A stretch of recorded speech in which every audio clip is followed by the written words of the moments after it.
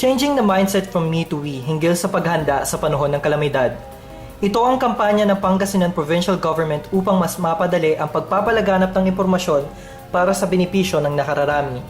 Layunin ng programa na ilakip sa Operasyon Listo ang mga kabataan. Ang disaster preparedness and response po ay dapat hindi ako, hindi ikaw, hindi sila, kundi tayo. Especially yung ating mga kabataan sa kanilang mga bahay, sa kanilang mga community or barangay, sila yung unang first responders natin. Kabilang sa workshop ay ang pagbuo ng disaster strategies at survival skills na pinangunahan ng Philippine Red Cross, Bureau of Fire Protection, Philippine National Police at ang Pangasinan National Disaster Risk Reduction and Management Office.